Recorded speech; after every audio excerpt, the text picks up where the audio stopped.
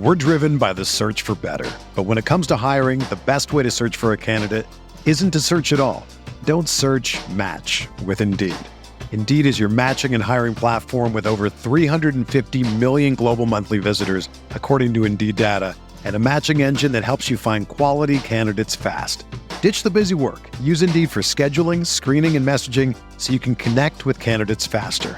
Leveraging over 140 million qualifications and preferences every day, Indeed's matching engine is constantly learning from your preferences, so the more you use Indeed, the better it gets. Join more than 3.5 million businesses worldwide that use Indeed to hire great talent fast. And listeners of this show will get a $75 sponsored job credit to get your jobs more visibility at Indeed.com/Blue Wire. Just go to Indeed.com/Blue Wire right now and support our show by saying that you heard about Indeed on this podcast. That's Indeed.com/Blue Wire. Terms and conditions apply. Need to hire? You need Indeed. Sox Machine. James Fegan, White Sox reporter for SoxMachine.com. I can anticipate this question is probably way too early. On Twitter at JR Fegan. Yes, James. Asking the questions to get the answers you need. If you knew that Abreu was available to be the runner there, would you have gone to him instead of Hendricks? If I'd known that, I didn't know that. Let's check the rule. I'm guessing you know the rules better. Now I know. James Fegan with Bernstein and Holmes on 670 The Score. We want Machine. Sox Machine. I hope the Sox Machine is okay.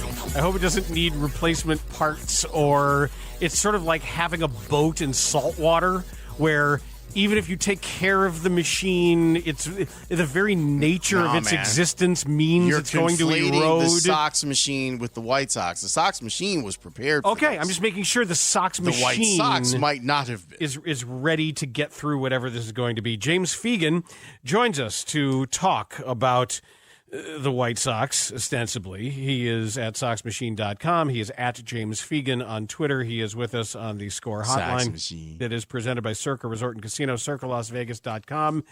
James, I want to start first, if I may, with the injury to Luis Robert, which, as usual with the White Sox, was caused by running on the bases, as dangerous as that is for all of the White Sox talent. And now we're hearing at a minimum 6 weeks and maybe more like 8 and maybe more than that. What's the latest? I inquired again today, and I was like, the baseline timeline, if there's a baseline time, if that makes sense, is 6 to 8 weeks. But I think obviously there's more concern about this being the same hip and the same, tendon that he was injured previously. So projecting exactly that it's going to be like the baseline for this injury, the recovery, I think would be 6 to 8 weeks, but saying that like it's going to be exactly the same and have the same like kind of tautness to it that it'll function and you can have a lot of confidence in it after it's now kind of given out on him from high effort running twice in his career is possibly what is fueling maybe more of that longer concern or getting to a stage where maybe he plateaus at some point, and it takes a longer window, but that's all too far out to really say. But I think it's 6 to 8 weeks, but with this longer concern over the fact that this has happened to him twice now and this area, it's a little bit of a different spot according to Luis, but now you can say like his right hip is a concern. It's something that's happened to him twice in a young age and in a relatively tight time span. You made mention of it last week. You were talking about the issue of depth as it pertains to Eloy and him getting injured. There's no replacing Robert, obviously, but to have both of those guys be gone at the same time, I can't imagine that right now in that clubhouse there's a lot of hope when walking into the season there was a lack of hope. So how would you describe how the White Sox are handling these two crisis points? I think you went from, hey, we still got to stay positive. They were really energetic off the Braves win at the end of that last series, to a little bit of frustration where you kind of climax with Garrett Crochet saying like guys need to get pissed off at the end of Sunday's game. There's some irritation. It's become it's almost become the they reached a breaking point of not wanting to be asked about Abreu over and over again last year. I think now it's probably getting to that point of like, how do you keep your head up after Eloy and Robert? And I think there's a little bit of like shorter answers about that as the weekend wore on in Kansas City for understandable reasons. But yeah, I mean, even you talk about reports of them like looking for corner outfielders. I don't know if it's like Bob Nightingale or somebody said like Tommy Pham being a replacement. Like they could find like other like that'd be a good idea in the sense of, like they could use more corner bats, but like you can't find a plus hitting center fielder on the minor league free agent market or off the scrap heap. Like there's not really a way to structurally replace him on their roster. Like yes, they got Dominic Fletcher, and part of the reason was knowing that like they would need a backup center fielder at some point, but they can't really they can't replace the middle of the order and their up the middle defense, and they can't really have like that. The kind of the idea for how their defense would be improved is that you'd have Fletcher or someone of that caliber playing in the corner and stretching him out to the center, and now having guys like Robbie Grossman playing the corners, that's no longer like really projects as like a plus outfield defense anymore. So that's something that they can't really structurally recreate either, like having that kind of middle of the order masher who also provides plus center field defense and allows you to filter out your personnel to maybe positions where they can be plus. That's also gone. So yeah, it was already supposed to be a weak offense. It was already supposed to be a unit that really couldn't prop up them to contending. And now you've taken out what their one kind of special thing in their alignment is. It weakens both sides of the ball considerably, and for at least some significant period of time. 3 starts now for Garrett Crochet that have been pretty good. What does he attribute this good start of the season to? I mean, he's healthy. You're seeing like the top flight fastball. I mean, you're probably seeing like the 2021 fastball he had out of the bullpen, but in a starter arsenal at this point where he can really work 95, 97, 2-3 times through the order. I think he was least happy about his command last time out than he has been of any outing, but it was still obviously useful. His fastball still played in the zone, even at that velocity. I think, the big thing with this clicked in a way that I wasn't anticipating even at the end of spring is that he just kind of found a third pitch over spring training in that cutter to where he didn't really feel like he needs to really think about the changeup a lot. He is trying out some grips. He is throwing a Vulcan changeup like on sidelines, but it's not this pressing thing for him where like the starting package doesn't work anymore. He's kind of found this third thing that grabs strikes in between his big kind of sweepy slider and heater. And that was, that was a question for him on draft night. That was a question for whenever you're talking about this conversion, is that he didn't really have a third pitch, and now he kind of has one. And it's something that fits into what he can already throw, which is just kind of a hard middle pitch between his main signature plus outings. It's not a great pitch on its own in a vacuum. You wouldn't just launch a career off that cutter, but it's working for him in a way that I don't think we anticipated when we were first talking about this project. James, I'm curious if you noticed, as I have, that at his advanced age of 37 now, Martin Maldonado, who made a living as a defensive catcher, is not a very good defensive catcher. It doesn't look to me like he's tracking balls well. He's kind of boxing at them late. He's had trouble keeping some wild pitches blocked up in front of him. If he can't be a plus defender, how is he a major leaguer?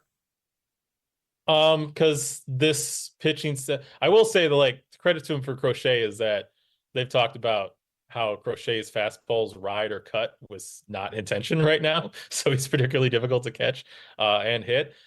So he winds up boxing at Crochet a lot. But I mean, I was talking to Jordan Schusterman, is like one half of Suspended Barbecue, about this in preseason, because obviously he covered a lot of the playoff chase.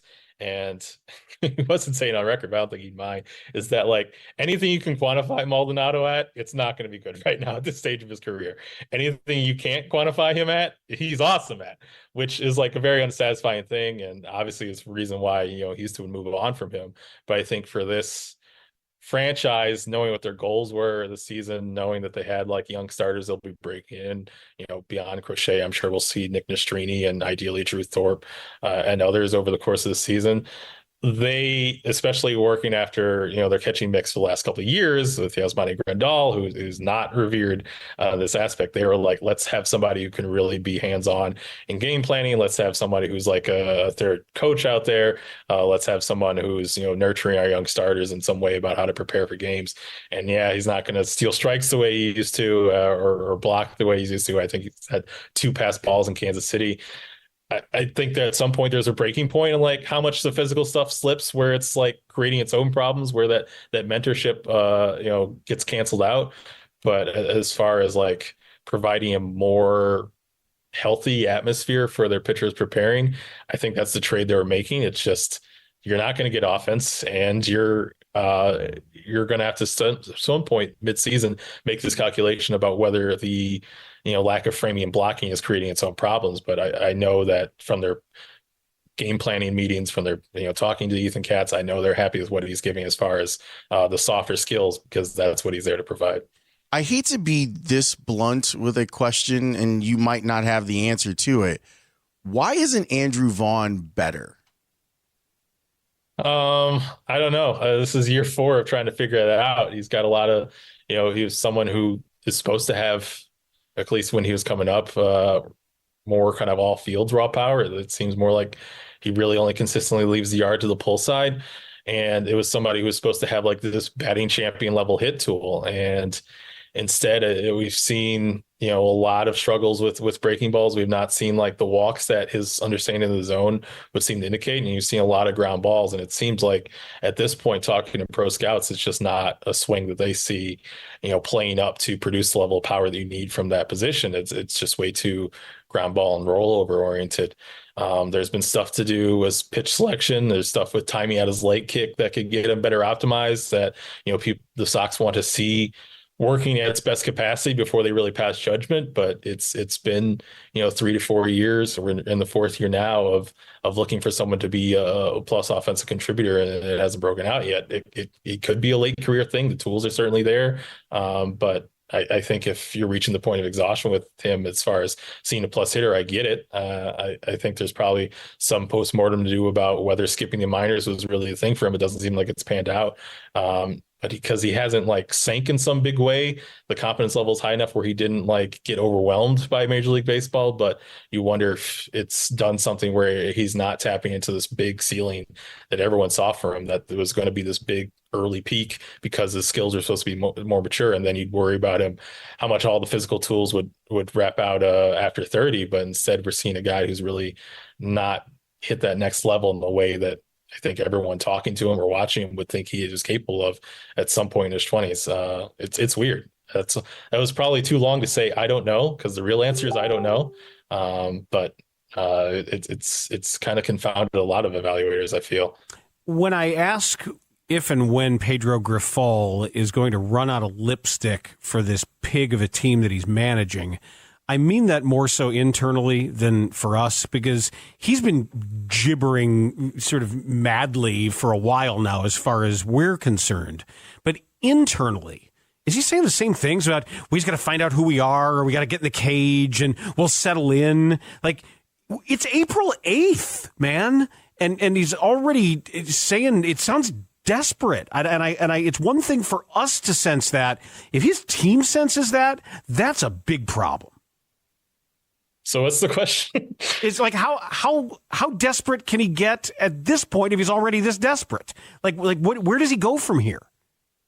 I don't know. I think he has to assume that Andrew Vaughn and Andrew Benintendi are not going to post like 400 and 500 OPSs all year. He certainly has like a lot of confidence in Benintendi and like is his. But Benintendi sucks. I know, like the results have been very bad, but I don't think he really has a counter move to go to on the roster. Like what like banking a lot on like Oscar Colas being ready after he was too raw, or like banking like on Zach Deloach. Like I don't think there's big like outfield prospects to really turn to, or other bats in the system to really. They weren't.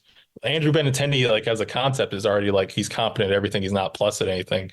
To make him such a high priority in free agency is because you don't have these contingency plans for someone to kind of fill in the skills that he already offers. So I don't see what his other card in his hand would be other than hoping Benintendi gets back to like a league average hitter at some point, which is not exciting, but like given where the roster is, like they could use a lot more league average hitters. I think they have like 2 or 3 right now. And one of them is Gavin Sheets, who obviously you're kind of hoping this continues based off how last season went. But, you also had the last 2 seasons say like, maybe that's not the most stable thing. I don't see what other like options he has a lot. And I think it's aware that like this is kind of a poor roster that's not going to win for him. And then he's going to be at the end of a season where he's got 2, last place caliber records to his name. And it's, if they're moving on and trying to look at like, we're trying to take the next step and win more next year, it'd probably be pretty easy for them to say like, well, let's move on from Grifol and find a new option. So I don't know.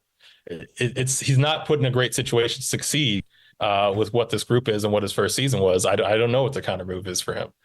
James, this is a bigger question, and it's a little bit about you. When it comes to how to cover this, walking in, the expectations were very low, but now it looks like they might be in danger of going lower than those expectations. What do you think is interesting from a coverage standpoint when a team is seemingly this bad? Probably the guys who aren't bad are pretty interesting.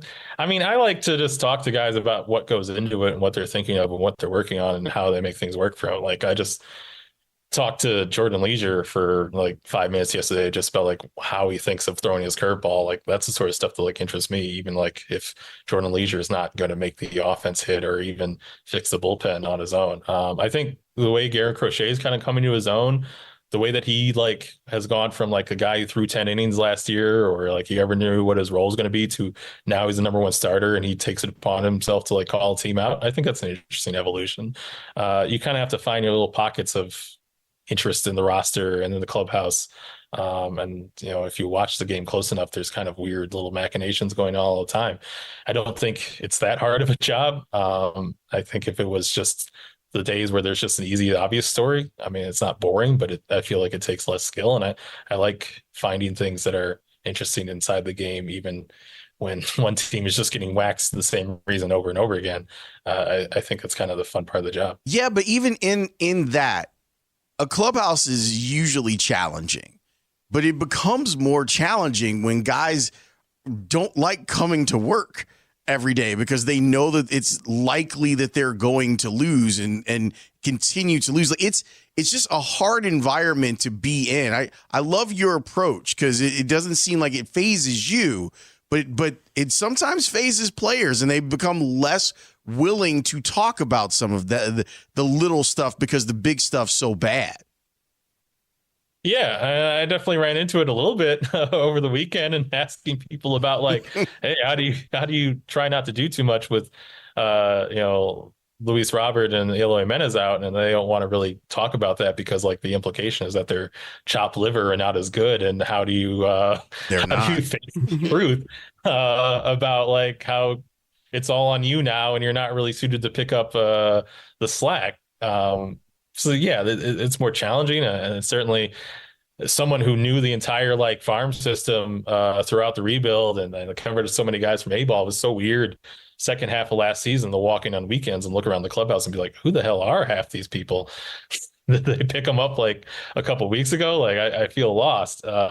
It's definitely a challenge, and I think it's hard to right now to say like for a season where it's not really expected to get better, and maybe the main things you were supposed to watch this year are currently on the IL. I mean, their media guide cover is just Luis Robert. Like, what do you talk about this season without him? But there's always opportunity. There's always like a chance for someone to like make themselves like there's never been a more wide open landscape to just say like you're a meaningful player on the White Sox right now. So someone could step up, but yeah, I don't want to say that this is a positive situation because it's not. But it's just like it's not my problem. At the end of the day, I'll figure something out. That's how you brought him in, Laurence. You're right. That's exactly what you were saying. I love that as a slogan for the team. White Sox baseball. It's not my problem. James, as always, we appreciate your time. Thank you, sir. Thanks. That's James Fegan. We're going to have some fun next. There was just so much joy on this broadcast with Ian Eagle as a part of it during the Final Four. Whether you're a world-class athlete or a podcaster like me, we all understand the importance of mental and physical well-being and proper recovery for top-notch performance. That's why I'm excited that Unified Healing is sponsoring podcasts on the Blue Wire Network. Unified Healing is a new and super innovative global network of wellness centers powered by Energy Enhancement System, or EE System. If you haven't heard of the EE System yet, then you'll want to listen up. This technology promotes wellness, deep relaxation, purification, and rejuvenation. Wherever you are across the globe, access to a center is easy and affordable. Interested in experiencing the EE System technology for yourself? Go to unifiedhealing.com/bluewire to learn more and find a center near you. That's unified, UNIFYD, healing.com/bluewire. No material or testimonials on the Unified Healing website are intended to be viewed as medical advice or a substitute for professional medical advice, diagnosis, or treatment.